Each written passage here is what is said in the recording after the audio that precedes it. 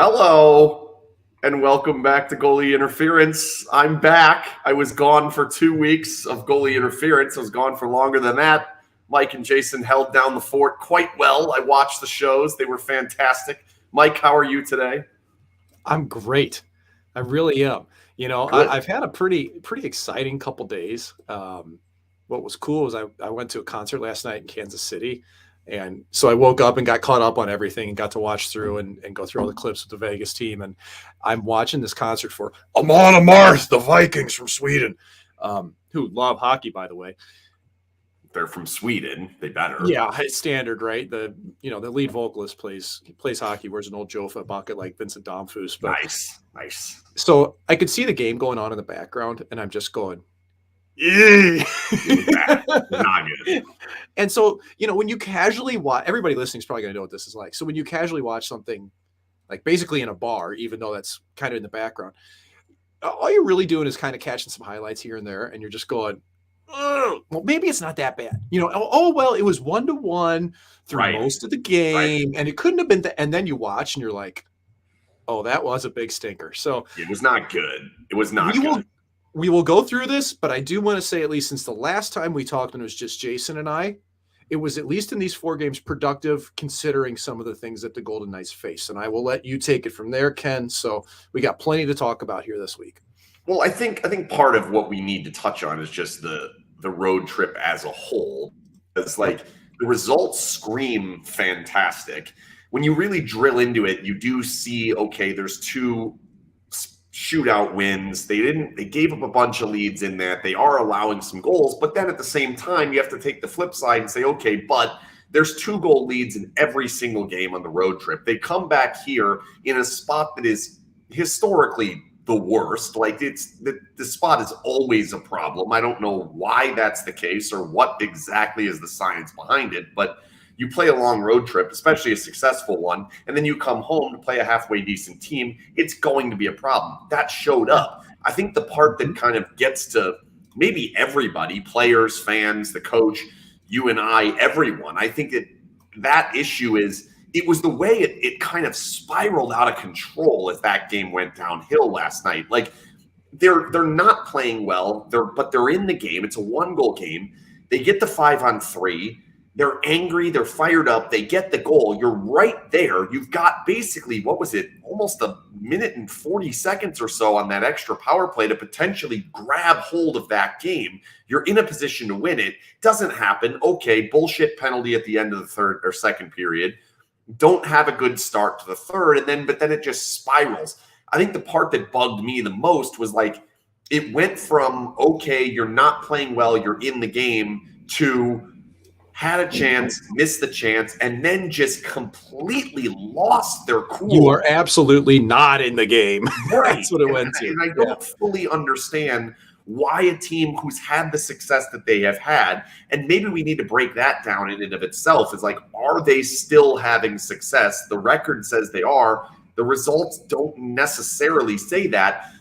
Why did that game spiral so hard? And what was it about that third period that turned into Mark Stone taking a bullshit penalty, McNabb taking a bullshit penalty, and then Stevenson getting thrown out for God knows what?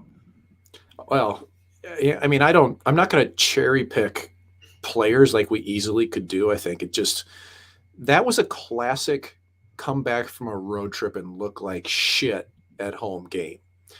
And which is fine, which is perfectly fine. Yeah. And that was the first half of it. And like you said, it is concerning in how you allow 4 goals in the third period, man. That's brutal.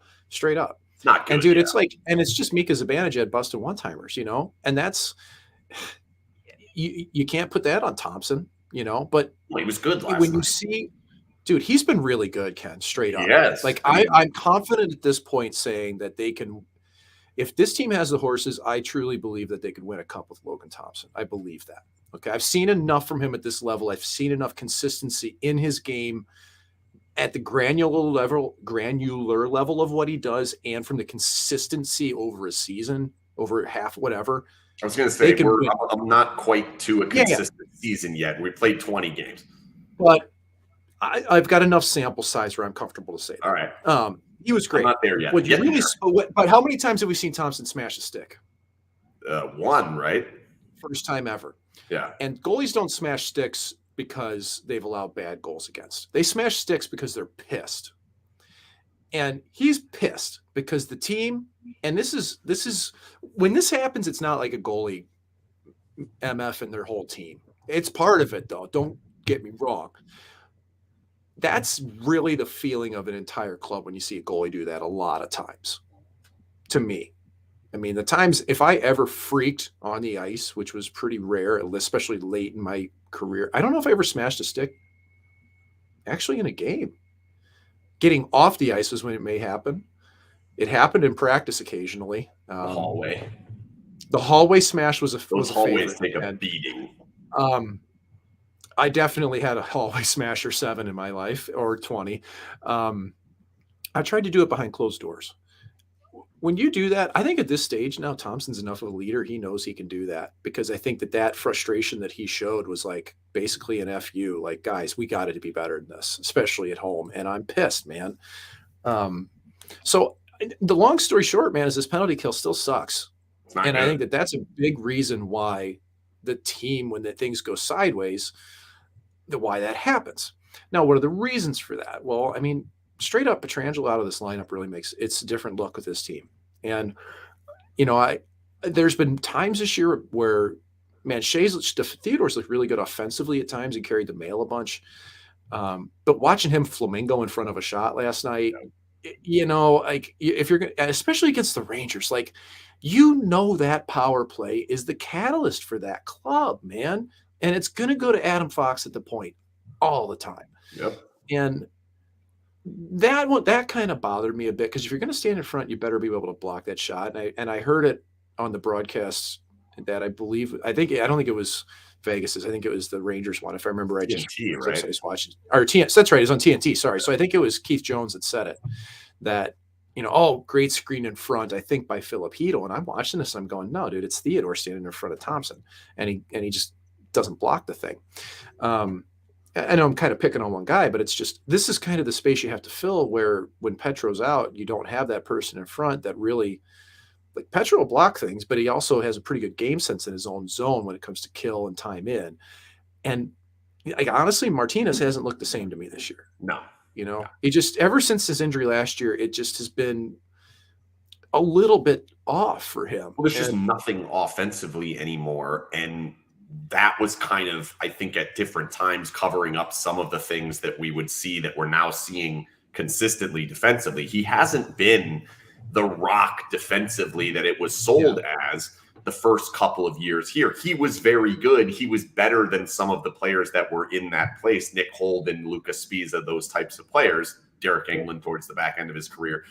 Like, he was better than those guys. But the fact that we were getting some offense with him was kind of covering up some of those things. Now that offense has gone away, I still think he's perfectly fine in the role that he's supposed to be playing in. But when you lose a player like a Petrangelo, and this is kind of something we've alluded to over the course of the season, is like, if you take out one player and everyone has to step up into that role, the trickle down is going to be severe. And so obviously for this team, if you take the best player of the team off and then the second best player of the team off of any team, there's going to be a problem. Like, that's not surprising at all.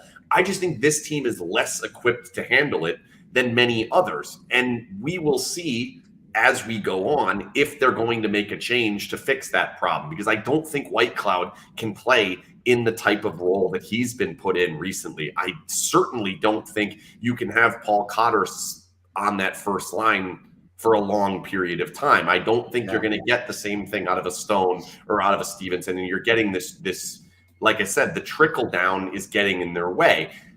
I don't want to try and judge it off of, well, you're missing Eichel and Petrangelo, so therefore they can't deal with injuries. Well, no shit, they can't deal with missing Eichel and Petrangelo. No one can.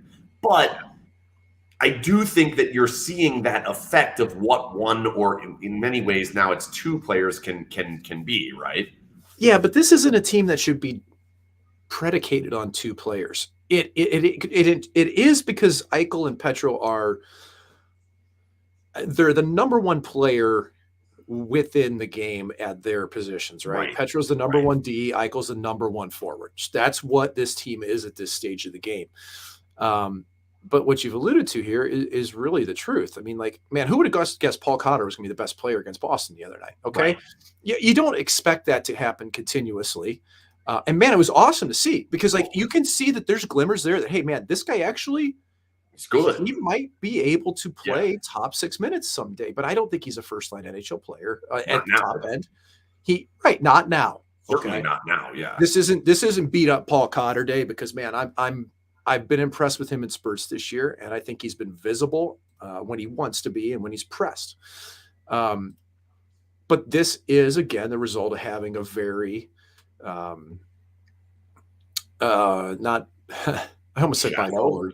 I said bipolar roster, which isn't right. I'm trying to the disparity and there's a wage gap here. Yes, that's fine. Dude, I'm blanking on good words right now, and it makes me upset. Everybody at St. Lawrence University is probably thinking I'm an idiot. Income inequality. That's what I was looking for. But I think there's an upper class and there's a lower class. There's no middle class in the roster. Like they don't have a lot of players that can fill in.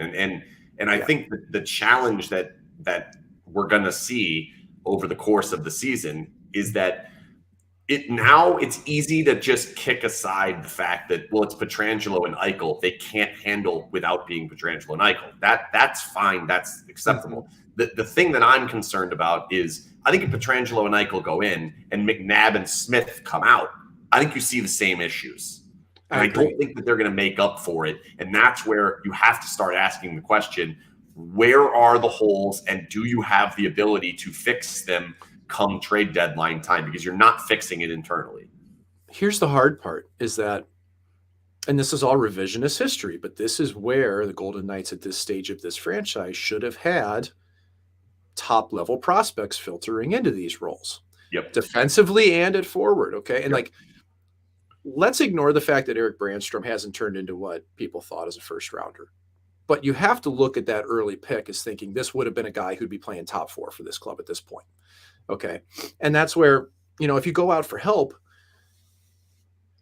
Alec Martinez, man, I thought they had to sign him, but I think you're starting to see like this is where you wish you had a younger player filtering through that you could really bank on for those minutes, because we've seen with Haig and Whitecloud, those guys are 5-6s.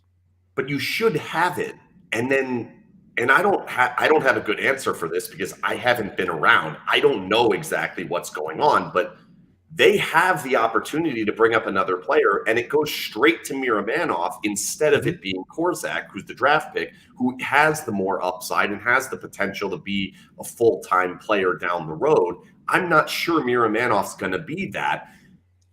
That's another example. And then it's Rombierre and Lecision and Cotter and Haig, and like they're all here, they're all playing, they're all available, but you don't have that guy that's pushing the envelope that is saying, I need top 6 minutes. What Alex Tuck was for the first 2-3 years here. They do not have that. And that guy's not coming through the pike.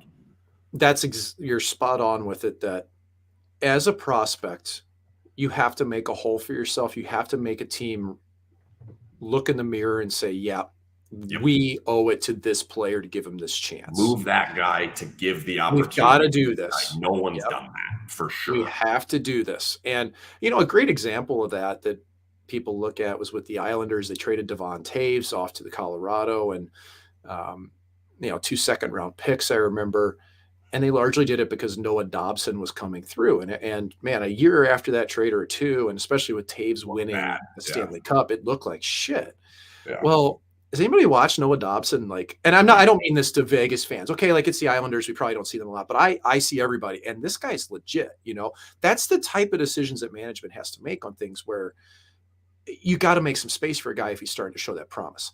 And the problem we see is that these are all bottom line guys that are coming through Vegas right now. Now, Cotter, he may top out as a second line player. He might. But even him, he hasn't been dominant in the American League. He's been good in the American League. Yeah. And you can typically take a predictor of what a player looks like at the minor league level into the NHL. It's just so rare that somebody comes out of the A and was a good AHL player and turns into a great NHL player. Yeah. That just doesn't. What usually happens is a great American League player turns into a good NHL player. Right.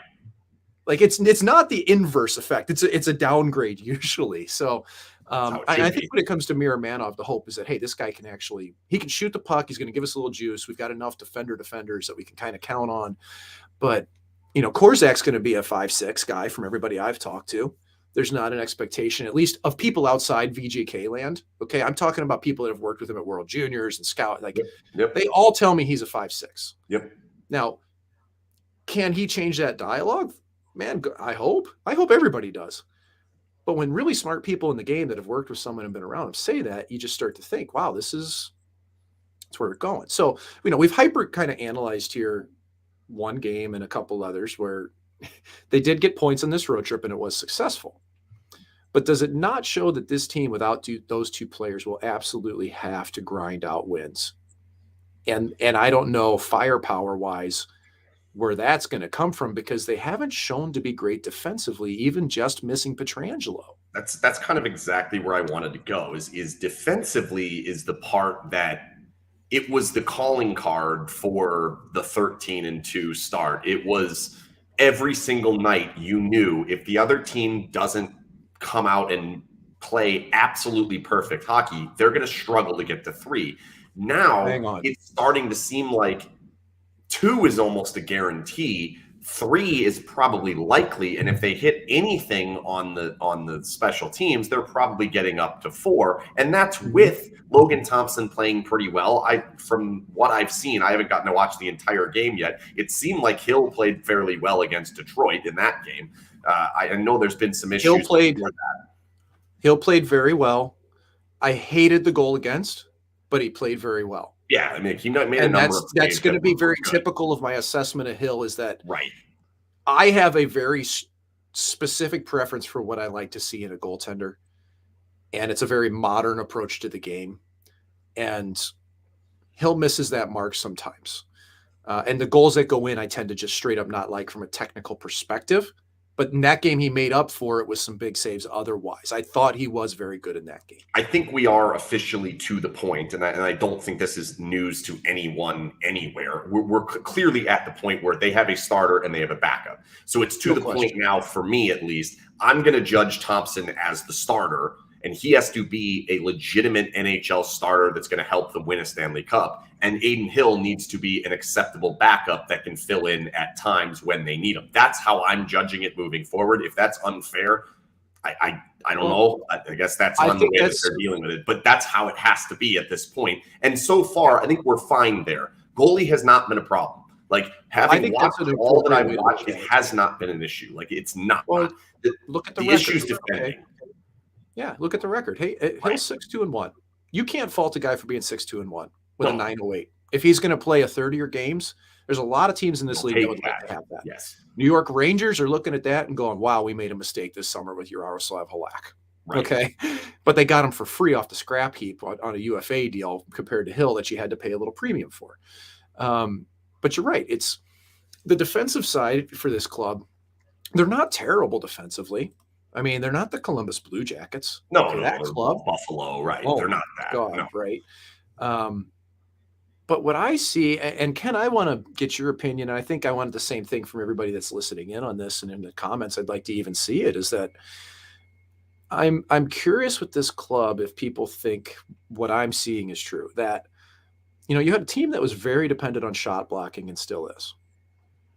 Yet now you're playing a pretty regimented, controlled, pack the middle, keep everybody to the outside, zone defense, where in the past I felt, when you have the ability to trigger and be aggressive on pucks and get to people and be more aggressive with your feet, basically, it's a little bit easier to block and get in lanes like that.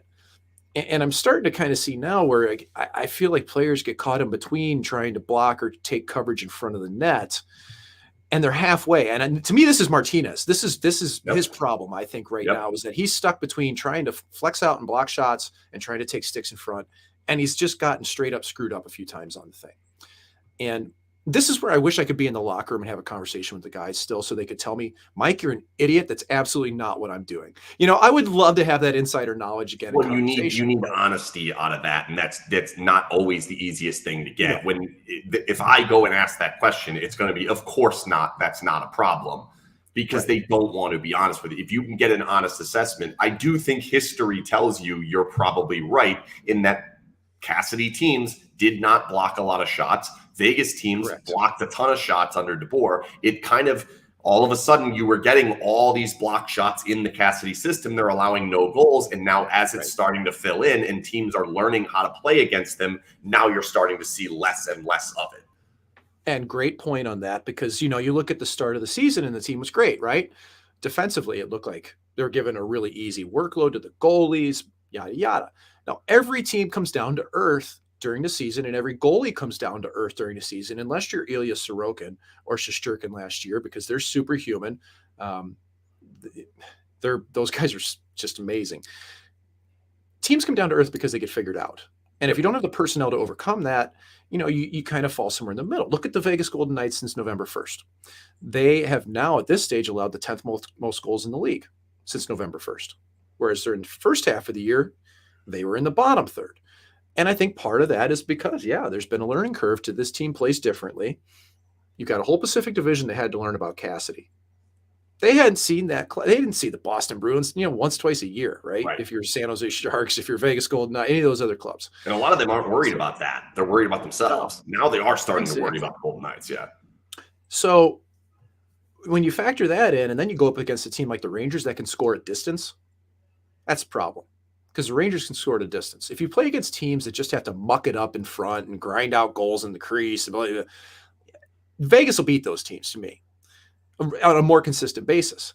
But teams that actually have snipers that can walk in your building, I mean, that's where I start to get nervous about the club. So I am still bullish on Vegas. I'm not writing this team off at all. But I think that you shouldn't. Not at all in any way. But I think what we're realistically starting to see is that, hey, hockey's a tough sport that evolves over the course of a season, and you got to get there as a club too, your own way. And I think some of the players have now reached that point. Like I say, like they're stuck between flexing and staying in front, and they've missed some assignments. And realistically, have we ever looked at Shea defenseman as Shea Theodore as a shutdown defenseman? He's not a shutdown defenseman. No. And that's with the minutes he's munching right now. He's kind of got to do that, and I don't think that he's suited to it. So with Petrangelo out, and obviously, there's clearly whatever's going on with Petrangelo, we want him to take care of whatever it is before he comes back. Because if he were to come back and it's not taken care of, or he doesn't feel in a position where he can come back, he's going to be hurting the team more than he's going to help the team. So clearly for me, and I think for everybody, you take care of you for as long as you possibly need to take care of yourself. And that is how everyone should view that. It clearly is a very serious situation. The team's going to have to deal with it and get over it and figure it out without him until he comes back. We need him back at 100%. And we're not going to get that if he doesn't feel ready to come back. I just want to stick on that. When people say personal reasons, they're personal, we don't know what's going on. None of us have an idea. And when I see personal reasons, I don't want to know. I just take it at face value because that's all we can. Well, they did clarify a bit. It's an illness in the family. We don't know who or how close or whatever it is. It clearly is very serious. He's been out for about a week and a half now. Like it's definitely something that should not be taken lightly at all. And it's very concerning for whoever it is and whatever's going on. It's scary stuff. And I think that was one that was a really good PR play. I don't mean PR in a way like spinning it. I mean, that was a good move by the PR department to put that out, because you're not going to put something out like that unless the player wants you to. And so I don't know whether Petro was driving the bus on that, whether he was the one saying, hey, please put this out so nobody's speculating, or whether the team said, we think this might be a good idea. Regardless of who it came from, I'm very happy that they did, because that makes it clear cut. Because otherwise, just rumors, everything takes on a life of its own. Right. But you do have to start. I mean, dude, who knows what it could be? This could be a 6-month thing. Like you have no idea. Hopefully not. Yeah. No, but I'm just looking at this objectively, and only the Golden Knights are going to know. You can't put a player on LTIR for personal reasons, which unfortunately you have to start thinking about these things. So well, they should know better in that respect of like, right. They should know whether or not it's even possible that he could be out for the rest of the season. I don't know what you do in that situation. It probably it's catastrophic for the team. Just looking in the current moment, it's not the worst thing in the world to be playing without him and trying to learn more about, okay, well, where are our pitfalls?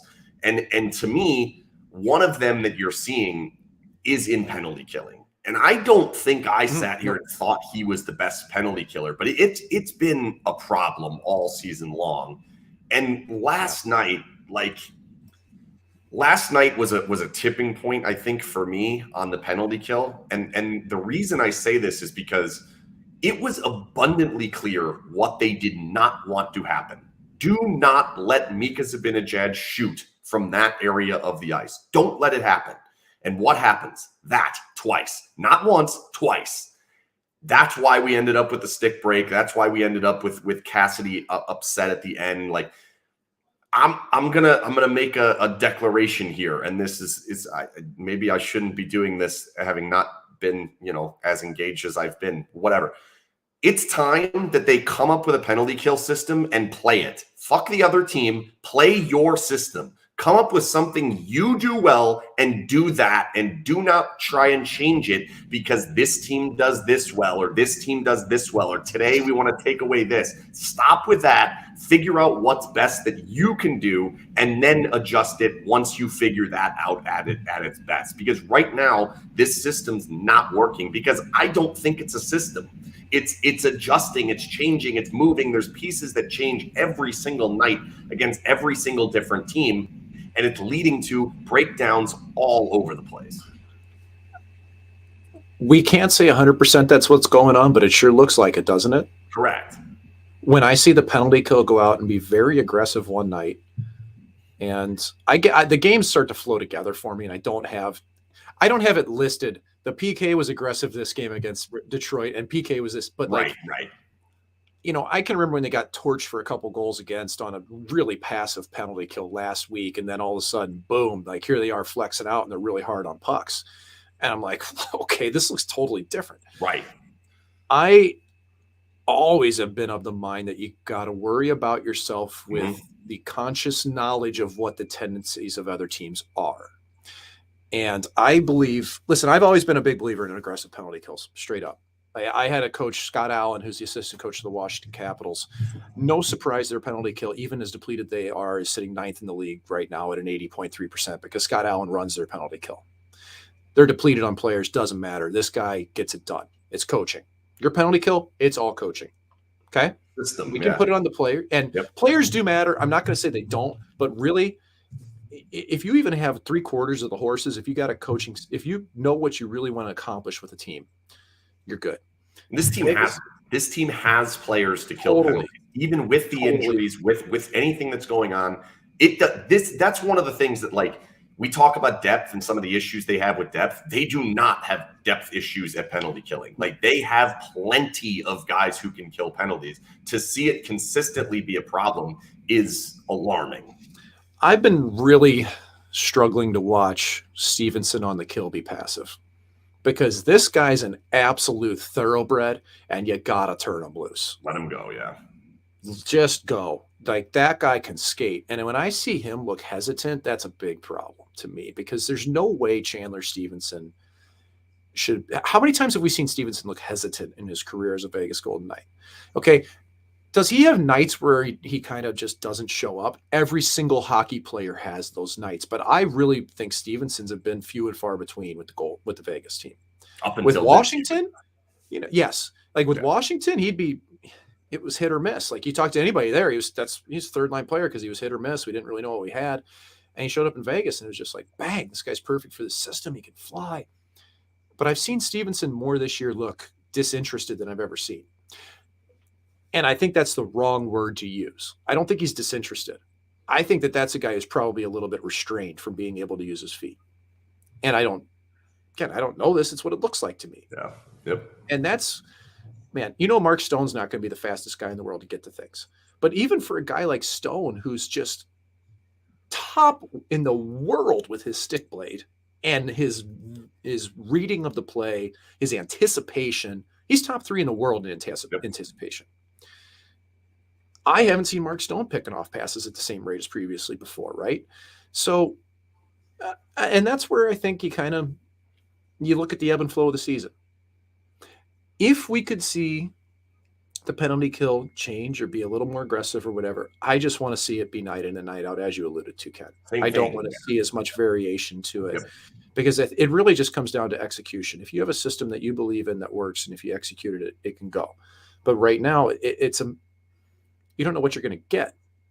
And I'm not in those meetings, but typically penalty kill meetings are pretty straightforward. It's more or less like, here's what we do, here's what we're expecting from them, here's what's going to work. And then flex into this. Be aware of this. Be aware that the shot's going to potentially come from there. I think Mika Zibanejad is going to be tickling the scoreboard with his backswing on every single one, and Adam Fox is going to try to sift it through to the point. Well, but I think that the problem that they've had, and we've seen it, and the one that jumps out to me, and obviously now it's easier to say, is Tage Thompson back the time they played Buffalo, was like, that was another one where the thought was, okay, do not allow Tage Thompson to get that shot. And so if you're the goalie, you have to be sitting back there saying, there's no way we're going to allow that shot. Like, if that was the whole game plan coming in, that has to be your mindset. Last night, Thompson's mindset has to be, it's not coming from Zibanejad. We're not going to allow that. And then for it to happen multiple times, I think it's just showing that, like, this system and the way that they're going about this, and I don't even love using the word system because I do think it changes so often. And even just watching through the goals that are scored for and against them, a lot of these goals, you look at it and you're like, okay, well, clearly that looks completely different than it's looked in the past. I just think they need to dial it in, figure out something that they want to do, and then make the adjustments as we go off of that. Because right now it's not going well enough. And then we'll talk about the other side in a minute. But first, I want to tell you that this episode of Goalie Interference is brought to you by the Jimerson Law Firm. Jimerson Law Firm is one of Las Vegas' preeminent law firms, specializing in high-stakes civil, business, and family litigation. When winning matters, seek out the Jimerson Law Firm. Home and away record it was a huge topic yesterday. I think obviously when you get smashed at home in back-to-back games, they've lost 3 straight at home. They haven't had a lead at home since basically before I went on my trip, which was a long time ago. Since you became internet famous. When you run into El Presidente, our celebrity. When you run into him, there's no way you can't go up to him and tell him, he was the best. And I was pretty pumped that day we got through. Nonetheless, I'm kind of leaning with Cassidy that I think it's a little bit more coincidental than anything else. And I think game state is the part that really jumps off the page to me. When you go back through the road trip, they were winning by 2 goals in every single game, and they scored early in every single game. When they've played on the road, they're scoring first at a high rate. When they're playing at home, they're not. And so therefore, I don't think that there's anything to look at of like, okay, well, it's matchup issues or it's crowd or too comfortable at home. Like, I don't think it's much of anything other than the fact that they're leading on the road and they're not leading as often at home. And maybe the question becomes, why is that the case? I don't know. I'm usually I can give you an answer for things, Ken. Yeah. I can't give you an answer for this. Like, sometimes things are just a straight up anomaly. And, you look in the comments and you see the typical answers to this. I'm going to give them, at least the pass on this first game against the Rangers. Okay. I want to see, like, if they don't go out and crush Philly in the first period on Friday, something's off.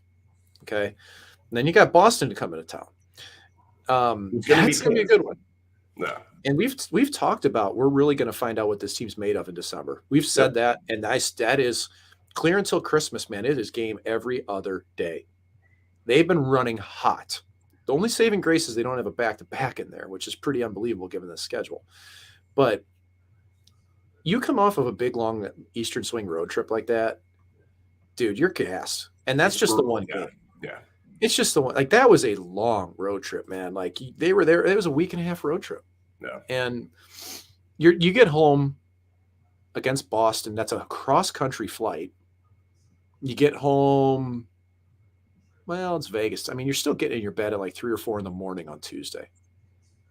You try to sleep. You can't sleep past 8 o'clock anyway. Well, I don't know. The younger guys can. I can't. But this isn't a young team, though. They only have one guy on entry level. So throw that out the window. You're gassed. They got to the rink yesterday morning and they put their gear on. And I guarantee it was like, oh, Christ, we're doing this again. Okay, no one's going to say that publicly, but they're like, we just got to get through this one. Well, they didn't get through this one well. They didn't show up for it. Right. That's the problem, like we talked about earlier. I mean, they were in the game. They had the chance to do it, and then it crumbled. Fell apart. They ran out of gas. But yeah, I can't pinpoint why, because for years Vegas was the best home ice advantage in the league, And last year they weren't. The year before that, the bubble year, they were dominant, but it was really hard because they didn't play anybody and there wasn't really fans in the building, and that was a tricky one. But this one, like, I don't want to go overboard on the last game because I think you have to take it further than that. They were 5-1-0 at home, and they're now 7-6-0. So it's gone poorly. Like, they're 2-5 at home, and this isn't like elite teams coming in here and whipping you. New York has not been good. Vancouver has not been good. Seattle has, but you've stomped Seattle most of the time that you've played them. Like, it's not. But they've been dangerous teams, Ken. Maybe not good, but dangerous. Okay, but look how Seattle wins dangerous games. teams on the road too. Like, it's dangerous playing Ottawa. It's dangerous playing Detroit. Like, are they good teams? No, but what I can't wrap my head around and what I can't quite figure out is, like, why is the game state affecting all of this so much? Because when you look at the road games and you see them getting these 2-goal leads, you would normally, a Cassidy team that should defend, that's getting good goaltending, you say, okay, 2-goal leads, it's over, no problem. That's not been the case. Where then at home, they're struggling to get the 2-goal leads, and you start to ask the question, okay, well, how good are they in tie games? And it becomes super confusing because it almost, like, if you smash it all together, they're pretty good at everything. But when you separate it, it becomes very confusing of, like, why can't they hold leads on the road? Why can't they get leads at home? But then they're finding ways to get to the end result. They're still in first place. They have a good record, but 6-6-1 in the last 13 is not exactly anything to hold your hat on. And let's consider this. This team's playing with 3 lines. They can't roll 4 lines that are going to consistently possess the puck. Yeah, no question. And listen, how many, like, here's the thing. A coach will listen to me say this and be like, yeah, how many teams in the NHL have 4 lines that can possess the puck? Like, I would argue that the Golden Knights have a hole at the 3rd line right now, comparatively to the top teams in the NHL. That's the reference point we need, right? Where we need to talk about the top 10 teams in the NHL when we're talking about Vegas, because that's who they're going to be compared to when it comes to playoff time. Well, that's the goal. That's the plan. Like, if we're comparing them to team 15, what are we doing? But if you're going to be missing a Jack Eichel, and I mean, but even then, they haven't been missing. Is Brett Howden that critical to the lineup? No. But who's coming in there again? Like, Carrier, Kolesar, keep them together, fine, good. You're really going to toss the decision with Kessel? While with Kessel, okay, that starts to make a little sense, but you need something more. The bottom line is that 3rd line to me just hasn't been an effective grouping, and I think that that's where it's really hard to fill in the NHL because, your 4th line players like a Carrier, Kolesar, you can get them on value contracts. You can get a really good 4th line player on a value contract if you get the right ones. Will Carrier, he's arguably been the best player for the Golden Knights this year, up until kind of recently when he was on that big tear. But when you look at a 3rd line, that's where you're trying to keep momentum rolling. And, Alex Tuck managed to do. You always used to hear the X Factor. He was the X Factor, right? And Yep, you'd hear yep, Pete DeBoer. What did he used to say? He always loved the matchup. He had a matchup line, mismatches, right? yep. Well, there's some truth to that, man. It's real, and I Well, don't the think that mismatch is now going the other way. Like the mismatch absolutely. is a problem. Yeah. So I think that that's a hard part of trying to be able to roll lines and just be really consistent, is that even if you're Cassidy, your discipline and structure with what you're doing needs to go through all 4 lines, because you're going to be grinding in your own zone for a while. You can't just rely on speed to get it out, and that's going to be that. So somebody just asked me in the comments here, is Thompson hasn't been the best overall player for the team this year? I would say no. He's played 2/3 of the games.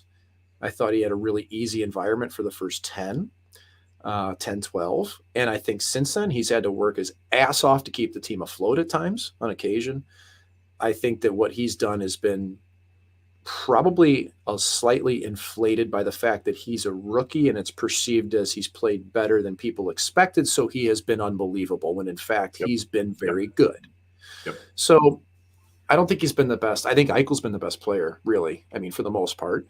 I would agree. He's been as advertised. And the one thing that's kind of hard for us that we don't really say much is that, I don't think we've seen the best of Mark Stone this year at Especially all. last night. Yeah. And And that's obviously shocking there's to 2 me. injuries in there, and the good news is it doesn't appear that that's going to be a problem. I did see him hanging around outside of the locker room, so he was in the building today. Doesn't seem like it's going to be a problem. The turnover issue is starting to pop up a little bit more. Didn't manage the puck well last night. Well, he didn't manage the puck at all, and then Cassidy, calling them.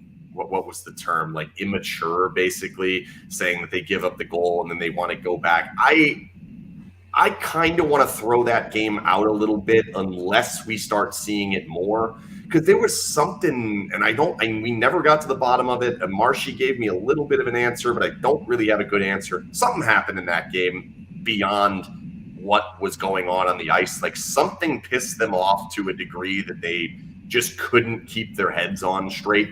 You don't see Mark Stone take those penalties. You don't see that penalty from McNabb very often, and Stevenson, loses his cool every once in a while. I still don't even know what he did.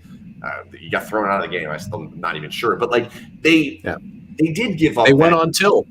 And correct. They completely went on a situation of we're getting this goal back right now.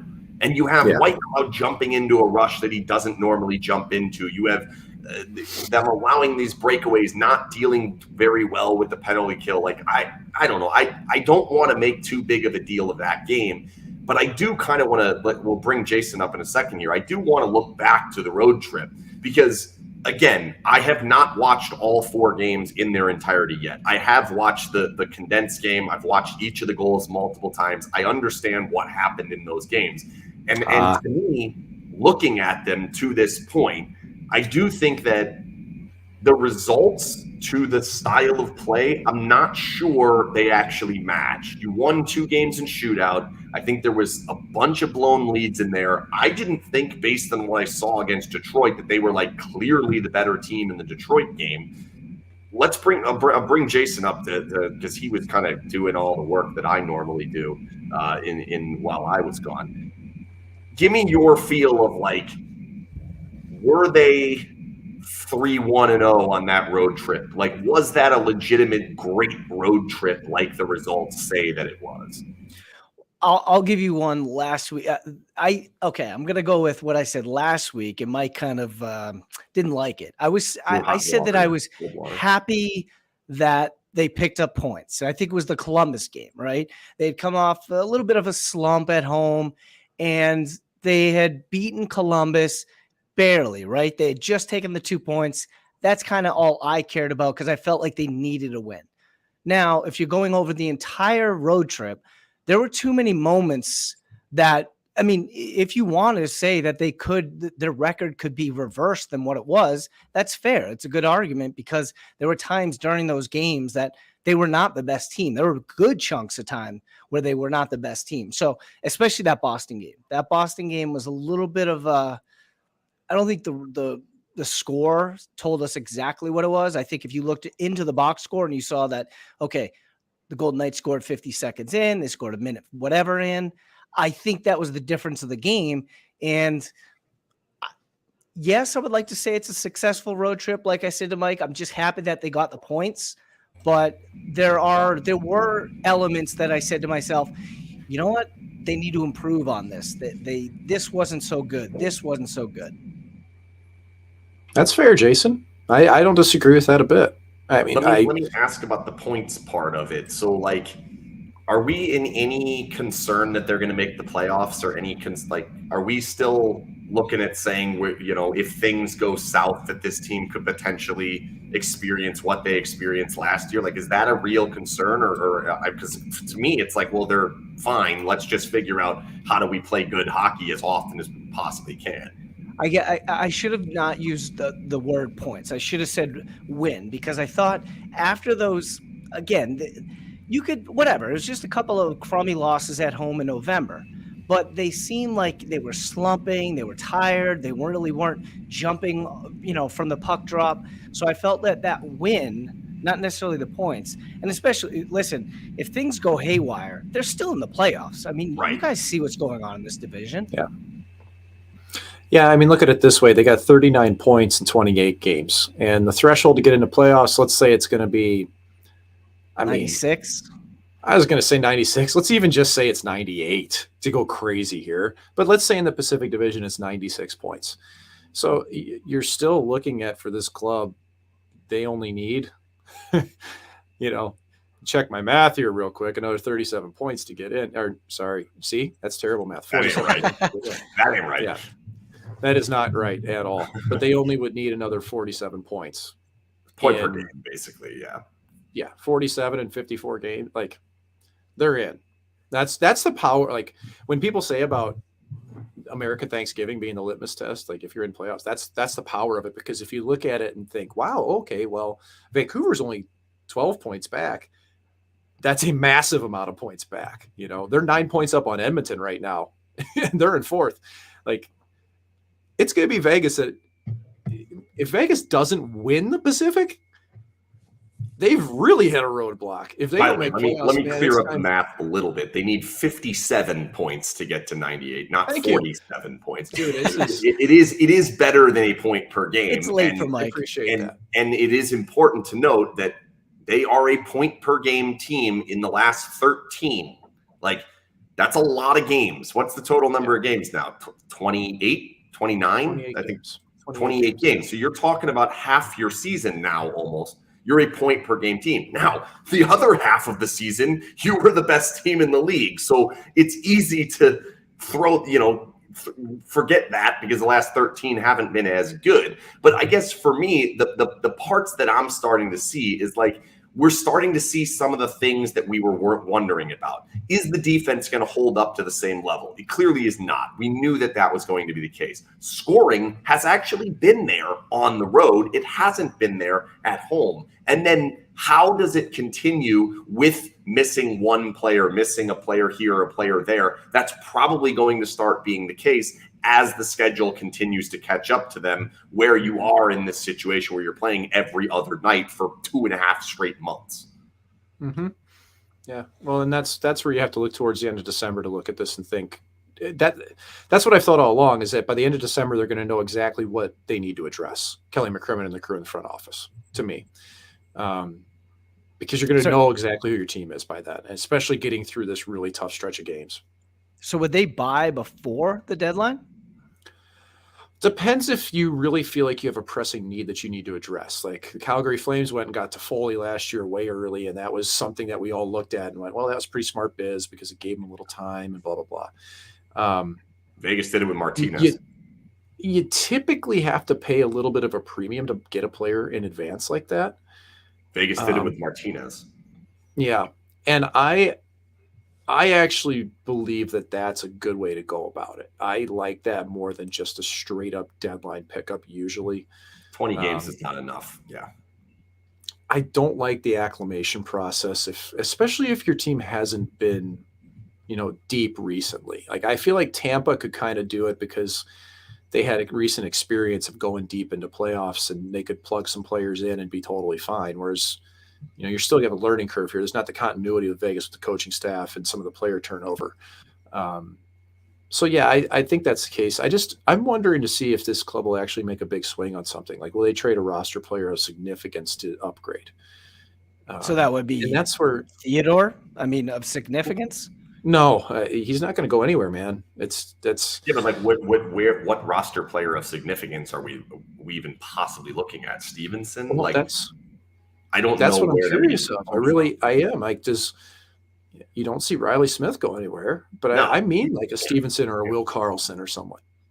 Wow. I guess Will Carlson can potentially make sense, but like he's the best fit for the system, and he's been very good this season, and he's probably a huge reason why Smith's having such a great season in and of itself. Like I guess the challenge for me recently, and it's comments from Cassidy, is what he wants out of the third line. It was asked a couple of days ago, like, what do you want your third line to be?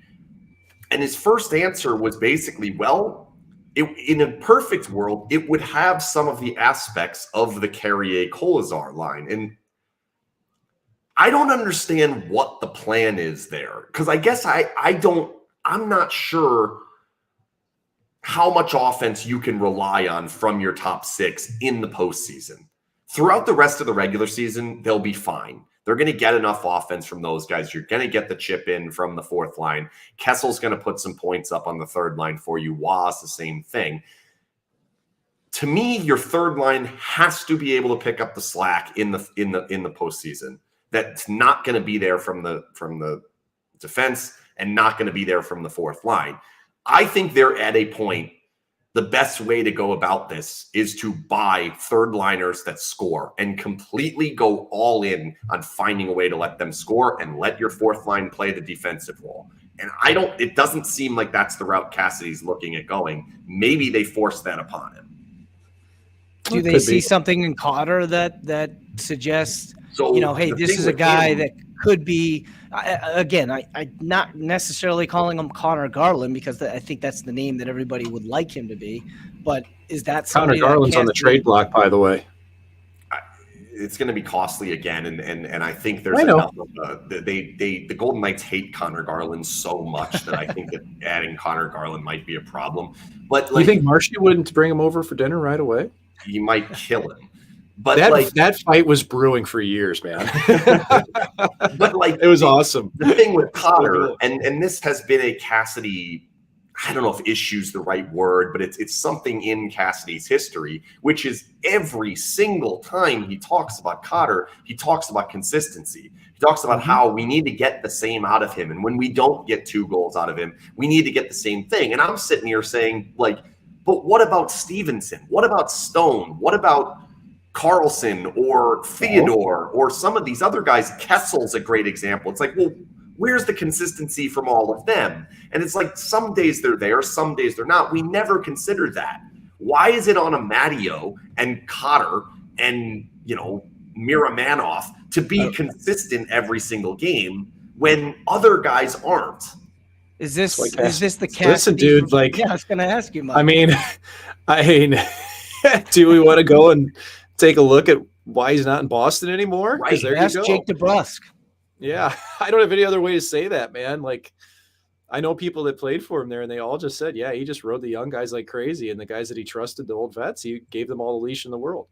I say these things, it's not because I don't respect everything about Cassidy. Can't think he wins. That's just that's his MO. That's what he's always been like with his players there. He feels comfortable? Is it because he feels comfortable getting the message by targeting younger players, hoping that the older players, the veterans, will pick up on it? No, I don't think it's like that. I think he's just demanding on young players. Some people like to beat up young players. They want to try to shape them into the best they can be. And I don't know. I when you don't trust somebody, that's what it comes down to. He doesn't trust the guy. If you're just saying like consistency is another word for I don't trust you. Yep. Like for it's a one word distillation of a phrase. Yep. The phrase is I don't trust you, and the word is consistency. Yeah, I completely agree. So then on the whole third line conundrum, whatever you want to call it, is there a fix? Is there a current fix in the way that the roster is constructed, with Eichel, with Petrangelo, say they're at a full roster, even throw Howden back in there. Like, Wa's been better there. Cotter has been good at times, and he certainly is potentially a fix. Like, is a Cotter, Wa, Howden third line, Cotter, Wa, Kessel, Howden, Wa, Kessel? Like, I think it has to be Wa, as I'm saying them all aloud. Like, is there an answer here? Can they be what Cassidy wants them to be? No, I don't think that that's the answer. I don't think Cotter in that role especially is going to be the answer, because I think you can bring him along with quality players up top. I don't think he's a guy who drives on his own yet, or if he will be. He's a winger too, right? So, like, if you're going to bring that third line along, that's the conundrum he's facing right now. Do you keep Lecision on the fourth for a bit until you put Wa up on the third? Because we all know Wa's better as a centerman. And Wa has offensive instincts. Like, yep. So maybe that Wa internal, is what he wants. Like, he specifically said Wa is the fit for that line. Right. So if that's the natural internal progression, let's say what it may come down to is this: does Bruce Cassidy trust Jake Lecision to become a fourth line regular NHL center for this team, or Brett Howden, or who may fit that role? It's clearly not Amadio. So if you're going to get a fourth line center other than Nick Waugh at this stage of the game, you're looking at Lecision or you're looking at Howden. Correct me if I'm wrong here, guys. So you can go pick up Ryan Carpenter if you want. He's available today. I don't think they're going to do that, but they could. No, I mean, he's been a spare. He didn't even play last year. He barely played for the Blackhawks and didn't play for the Calgary Flames in playoffs. He's not, honestly, good for him that he's still making NHL money all the time. Okay. And I don't mean that to be negative. Just look at the stat sheet. You know, there's guys around this league that have been able to stay around. Nathan Thompson's a great example.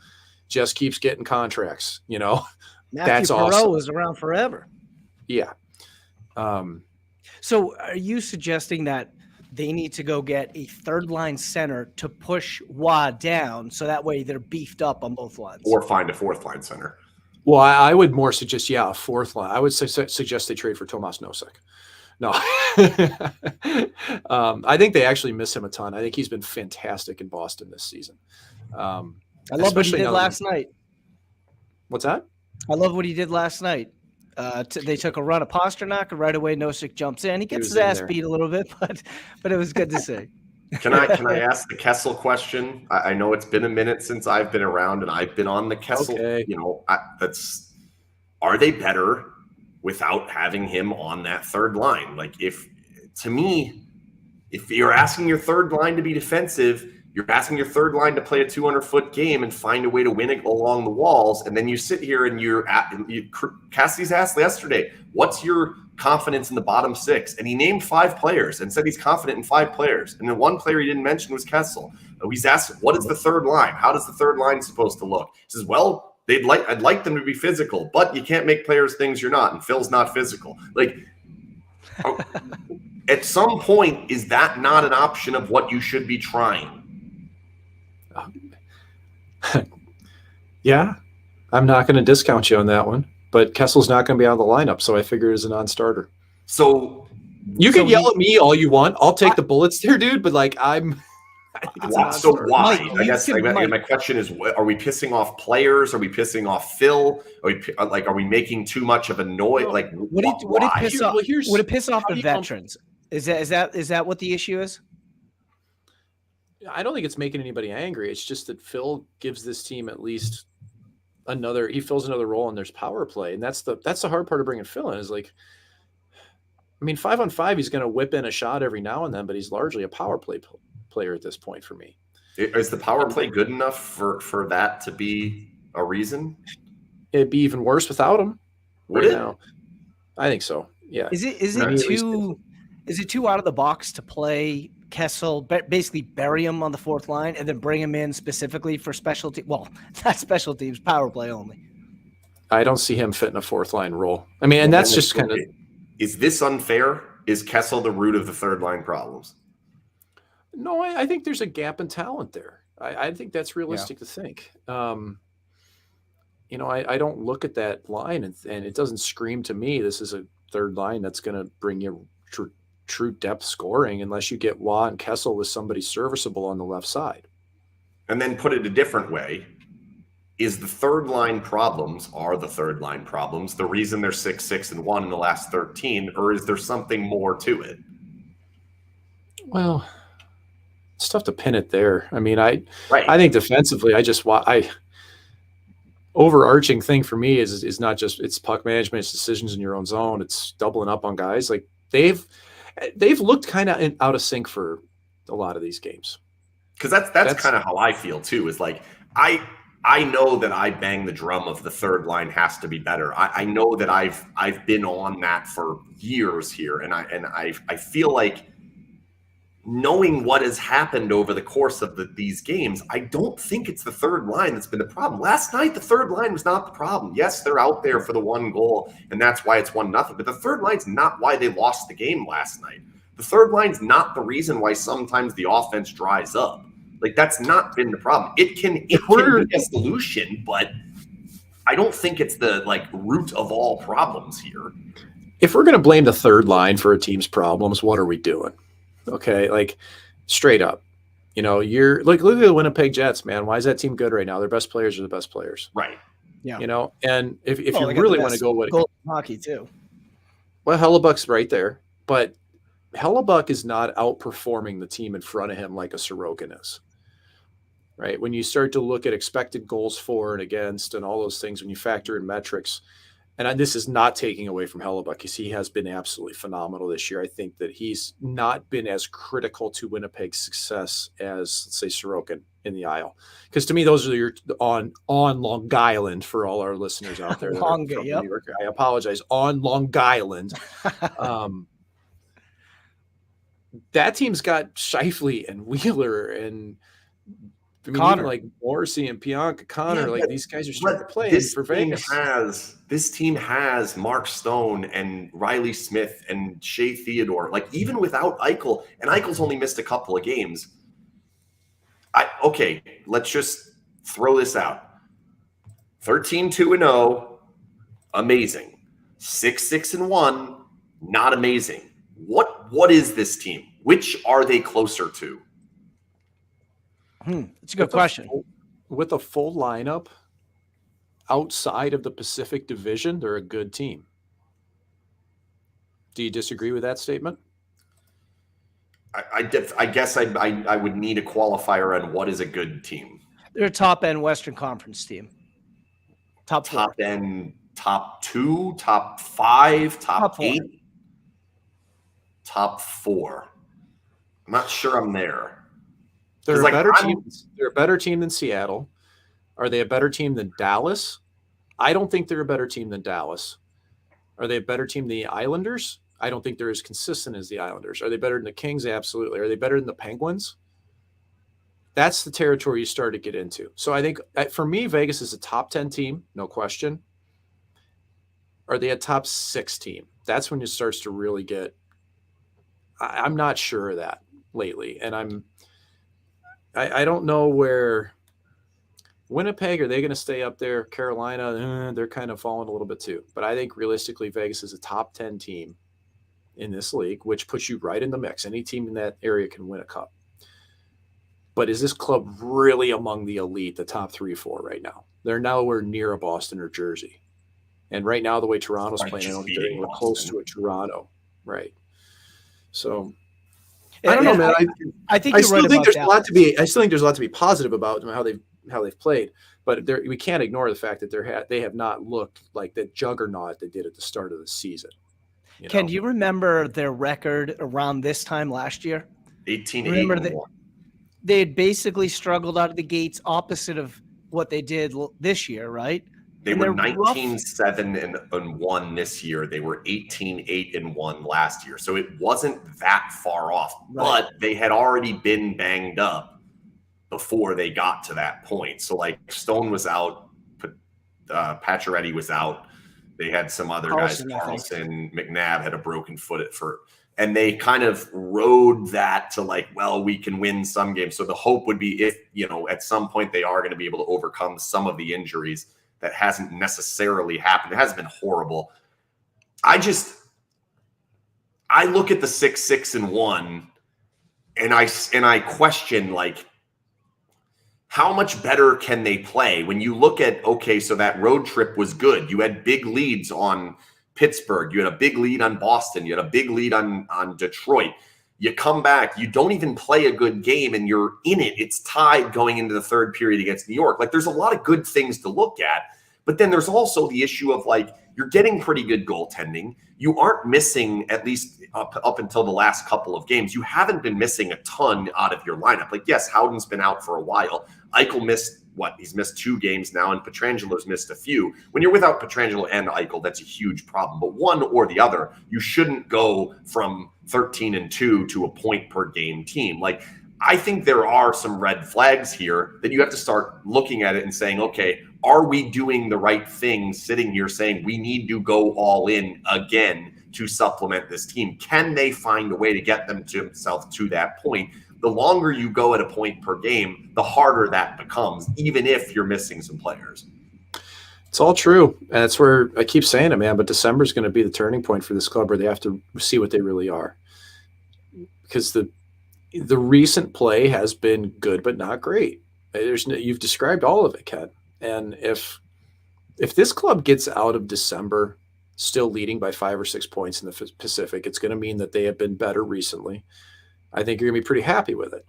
But there's no way in my mind that McCrimmon, McPhee, Foley, more than anybody, is going to look at this team sitting at the top of their division, regardless of how they've played recently, and say, well, I think we're just going to be good, stand pat, and we're going to hope for the best, but we're still looking towards the future. That shit ain't flying, man. That's not going to happen.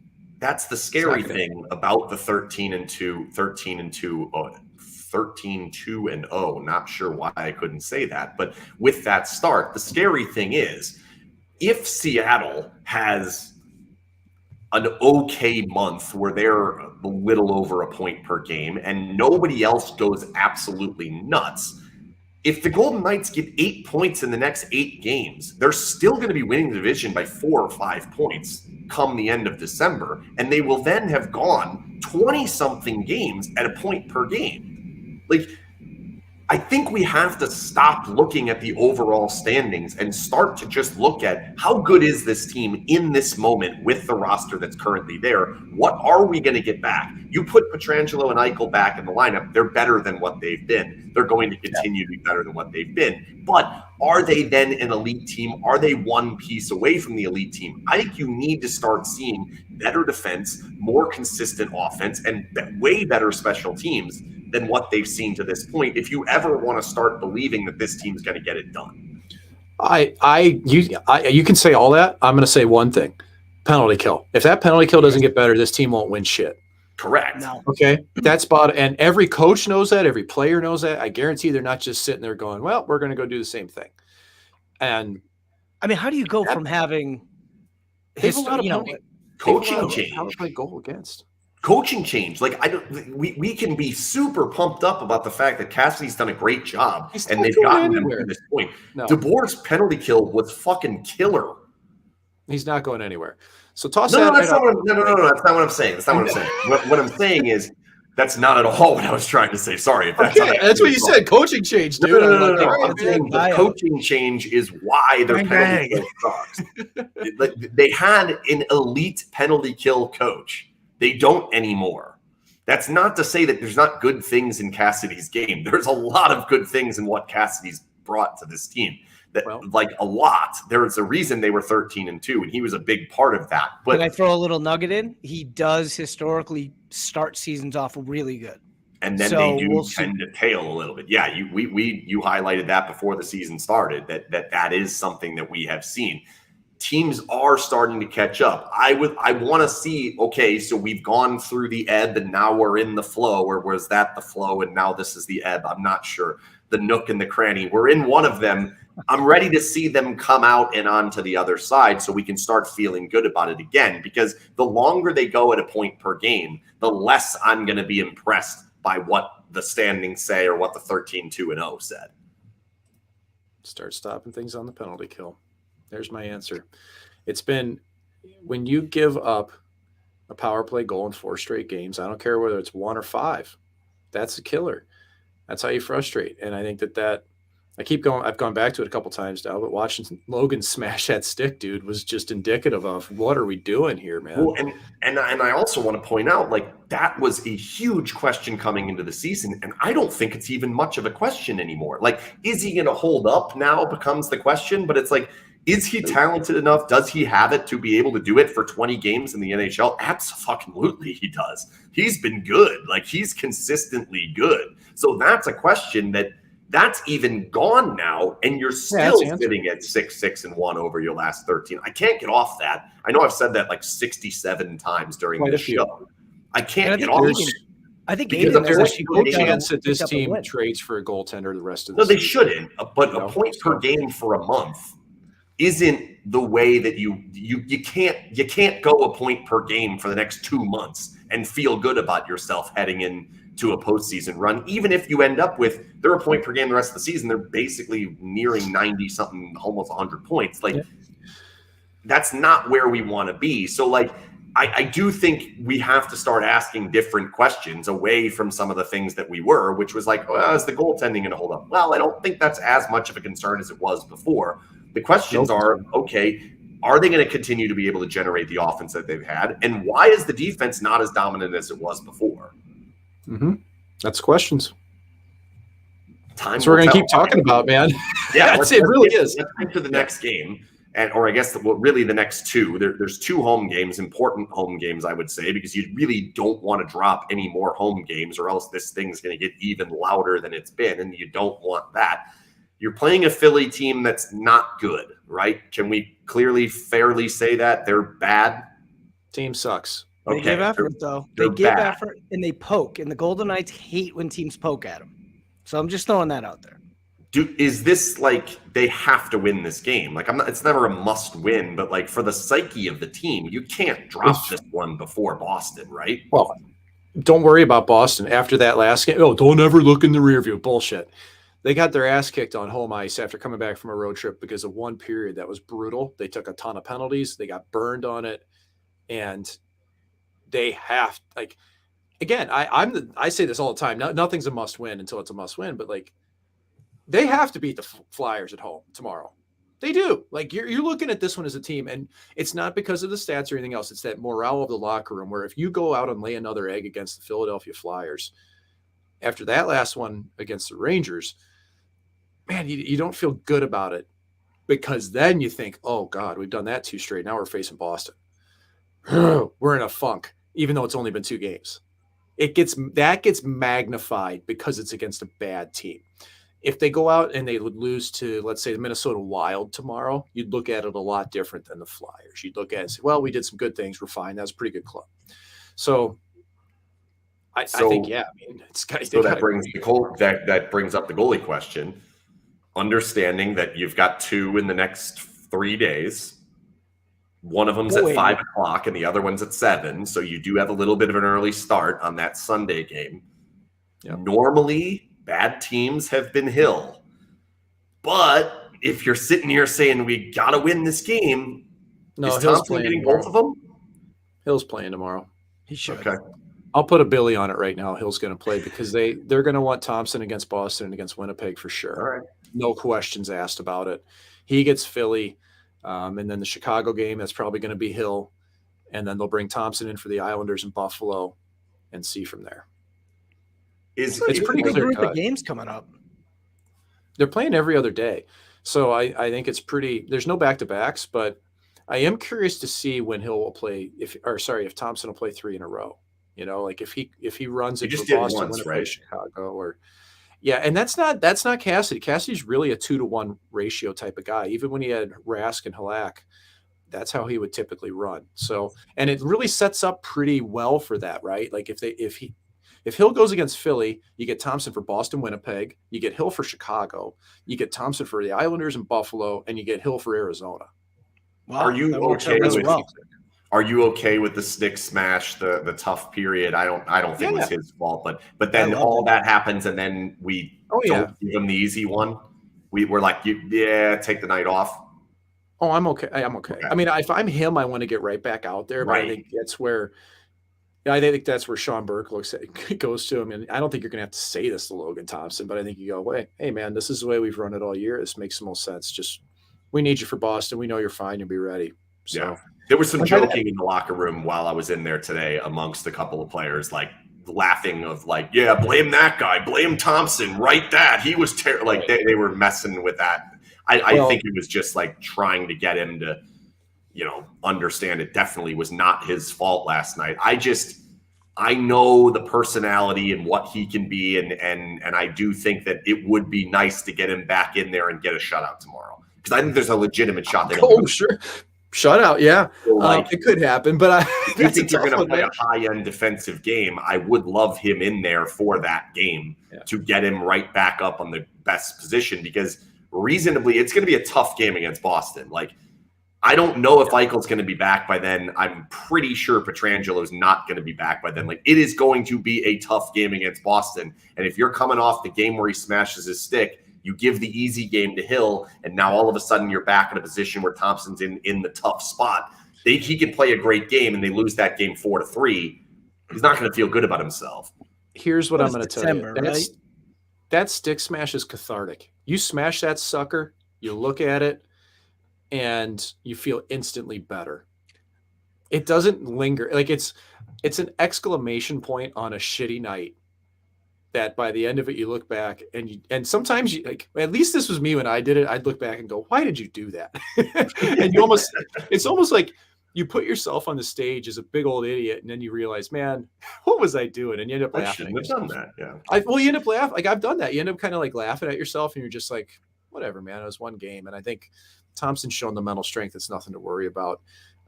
There's one question over here in the comments I wanted to hit real quick. Where looks like Nick Milberger asks, Mike, you ever play on a team with guys who genuinely didn't like each other? I'm trying to think of the teams you were on. And well, I have a wide spectrum of teams to pick from. I can say that I played on a team in Albany that I would say our team did not get along, but I wouldn't say that we disliked each other. I don't think there was a hatred there. It was just, it wasn't a fun environment. The team was not on the same page. You used to see fights in practice, though. That happened. The Ottawa team I was on, that team was, I don't think there was any problems with the team. I think it was the team against the coaching staff who nobody there believed in. And they thought that the owner was crazy, and they thought that management was aloof. Was that the taxi year? Well, that was when Uber was in service, but yeah, I was in an Uber. So it was that year. Okay. Basically, Chris Weidman took the fall for it, and he's making fun of the coaching staff and their terrible power play setup. Yeah. Yeah. And Matt Duchesne said, I haven't listened to a power play meeting in like 2 months or something. And it could have been way worse. I'll say that. Like, guys got thrown under the bus for that one because the owner wanted retribution, and here you go.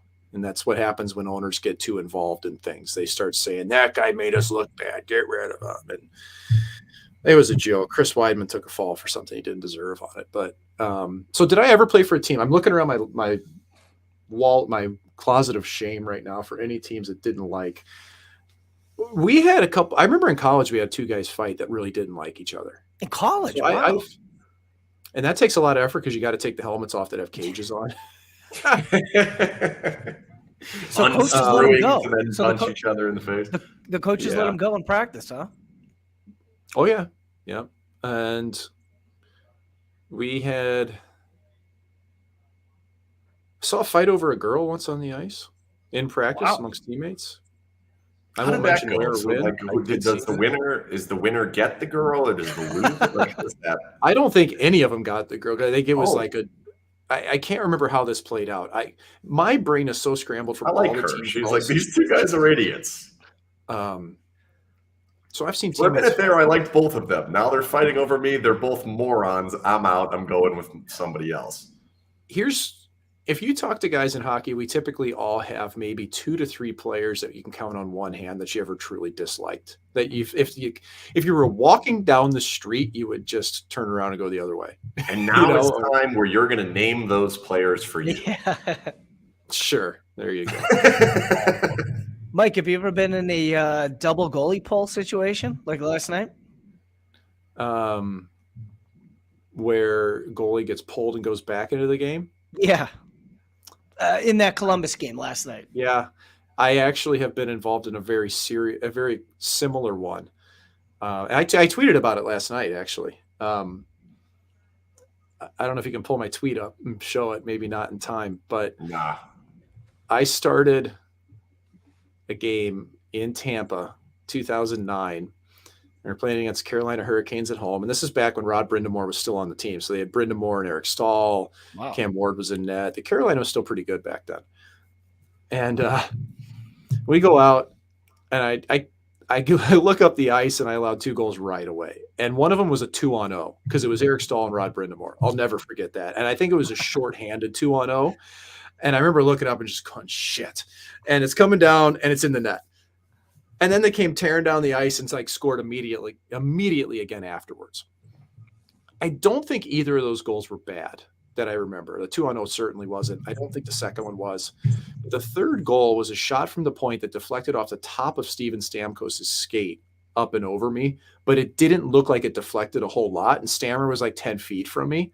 And I know Rick Tocchet, our head coach, did not like that goal. And so I got the hook. It was 3-1. I think it was 3-1 after the first. I got the hook. And I think we're going to close on this because this is actually a fun story, and I'm keep going in depth on it. But I get the hook. And the tough part is that weekend, it was a back-to-back set with St. Louis and Carolina. So I actually had friends that had come into town from St. Louis because they wanted to see the Blues play, and me, their buddy, was in net for Tampa, and they were all hoping that I would play against the Blues, which I didn't get that start. I started against Carolina. And Kari Ramo was my goalie partner at the time, early draft pick, Tampa prospect. He goes in the net in the second period for us. Well, if people thought I sucked, he allowed 6 in the second. Okay. And that's, I don't mean overall. Kari was a really good goalie. But that night, no good. 6 goals in the second period. And we go in for between the second and third, and I'm thinking, oh shit, it's 9-1, man. Get back in. I had a feeling, right? And Rick Tocchet comes striding on over, and he looks at me and he goes, "You're going back in." And I went, oh shit. Because it was 9-1 at that point after 2 periods. And all I could think of was, I can't let this game get to double digits. I can't. I can't be the guy that allows this to get to double digits.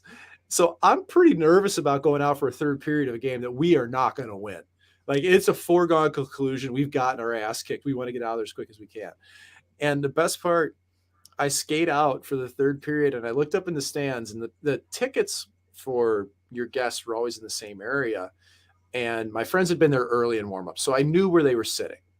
And I was the type of guy that I never minded looking at the crowd in terms of finding friends and stuff. I knew where they were, and I would do that. It didn't faze me a bit, you know. They and left. I looked up no, they didn't. I look up, my buddy Robbie's up there. Robbie Bainin has. Remember those 7-Eleven Slurpees that look like a bucket, like the biggest ones they had when we were kids? Yeah. You know. He had a beer that looked like it was that size. I don't know how he palmed it in one hand. It was the biggest beer they sold for sure at Amalie Arena down there in Tampa. And he's holding this thing up, and then he just goes forward and he cheerses me with it from the stand. And I could see the look on his face. And I know people that are listening on the podcast can't see it, but if you're watching us now, he just went, and he had this crazy goofy look on his face. And that cup was stacked up 3 or 4 high. You know how Hoosiers at a game will just stack up cups to show, to prove how drunk they are, and how much of an idiot they are. Well, that was him that night because he was in one. And I look at it. Oh, shit. It's on me. Here we go. So I go out there, and I kept it to 9. Okay, I had a pretty good third period. We scored 2 goals in the third. We made it 9-3, which still wasn't respectable at all. Dominant. But it felt like a real victory to come out of that game without hitting double digits. It was a really shitty night, though. It wasn't much fun to be a hockey player, but I'll never forget that when Robbie with that beer cheers me. Did the guys let you know after that game and say, "Hey, Mike, great job in the third there"? Nobody. Or is it just kind of we ignore this game? Let's just move. We were getting the hell out of that rink. You got like the Jerry Bruckheimer hat that the Kraken are passing around all the time. You got the chain or some shit. Pull the slot machine. Yeah. I didn't get anything. All right, let's make some picks before we get out of here. Philadelphia, Boston at home, and then Winnipeg. They beat Philadelphia. They lose to Boston. They lose to Winnipeg in overtime. And by the way, they are due to lose to Winnipeg. They've played 2 games already that were tight. I think one of them went to overtime. I thought they smashed them once. Okay, maybe I'm wrong. I'm thinking maybe just that last game was a really tight game, and Hellebuck was on on fire. 5-2 once and 2-1 the other. Yeah. Okay, so I think they go 1-1. Okay. I love chaos, and I want to say they lose to Philly. Oh boy! It's not that I'm rooting for it. I'm not at all. Hey, Tortorella's teams have come to Vegas, and they've done all right. Play guilty. Listen, that's out the window. By the way, that first year with teams, every team went there and just got pickled, like just absolutely blistered. I don't see them losing to Philly though. So I think I have to take the easy way out on this. I think they beat Philly, and I do think they lose to Boston though, and I'm going to go that they lose to Winnipeg. But I think that look at me being the positive one. I think the Boston game may take extra innings, and I think the Winnipeg one won't. Going into Winnipeg on that back set that you're supposed to use, if I'm not mistaken. I think that was a baseball term, Mike. I can use racing terms and baseball terms all I want. You ever see it when the puck's out there forever and play never ends? That's green flag hockey. I like that. Yeah, no cautions. No By the way, flags. Our friend Nick there, he's willing to go out there. He's taking the L. Yeah, he's concerned. L Philly, L Boston, W win. I think they're going to win all 3, and I think 2 of the 3 are going to be in overtime. I think they're going to beat Boston in overtime, and then I think they beat Winnipeg in overtime. They've been really good on the road. I think they're going to smash Philadelphia tomorrow, like no problem. 4 or 5. I like this team in shootouts. They've been very good. Minus 267, weird number on William Hill. We don't normally see that. Minus 267 right now for tomorrow. All right, parting words, anyone? Yeah, somebody asked, when are we going to see Brendan Brisson? With 3 goals in 15 games, you're not going to see him until next year. At the well, he also had knee surgery a couple of days ago. Then you're not going to see him. Yeah, that'd be a while. I think it's a minor one, so it's only like a 2 to 3 week one, but he's not going to play here anytime soon. He hasn't been very good either. So, all right, Jack Dugan, everybody. Oh boy, don't do that. Don't call him Jack Dugan. He's better than Jack Dugan. All right. No, he is. I didn't mean that to be I just meant that it's not an easy league to walk into and be successful right away. Or Jack Dugan has become the whipping boy. What a brutal situation. Jack's a good kid. All right, so that's it. This show is over. Thanks to Mike McKenna of Daily Faceoff. Thanks to the Jimerson Law Firm. Thanks to Jason for holding down the site while I was gone. Shout out to America for not embarrassing me while I was over there. I embarrassed myself enough.